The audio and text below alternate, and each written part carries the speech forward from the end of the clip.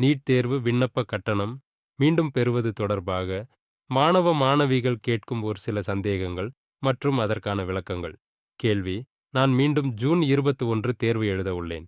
இந்த விண்ணப்ப கட்டணத்தை பெற்றுக்கொண்டால் அந்த தேர்வை எழுத முடியாதா?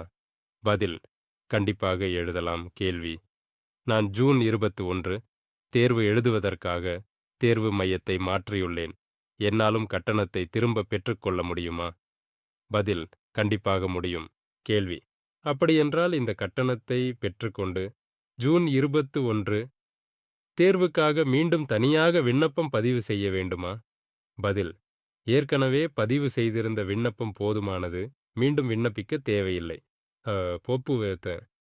கேள்வி: ரத்து செய்யப்பட்டு தேர்வுக்கான தேர்வு கட்டணத்தை பெற்றுக்கொண்ட பிறகு மீண்டும் ஜூன் 21 தேர்வுக்கான கட்டணம் செலுத்த வேண்டுமா?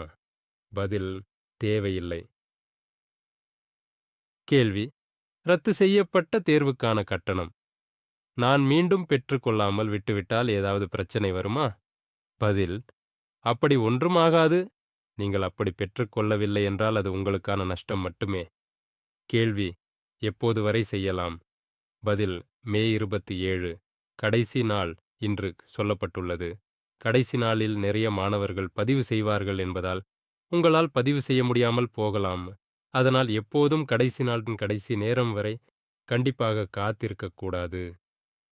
நாங்கள் வெளியிடும் தகவல்களை முழுமையாக படித்து பார்த்துவிட்டு அதற்கு பிறகும் சந்தேகங்கள் இருந்தால் மட்டும் தயவு செய்து தொடர்பு கொள்ளுமாறு அன்புடன் கேட்டுக்கொள்கிறேன். என்றும் மாணவர் நலனில் அக்கறையுடன் உங்கள் சுபம். இன்டர்நெட் திண்டுக்கல் 99 52 4 5 5 3 4 8 9 7 8 9 4 5 5 3 4 8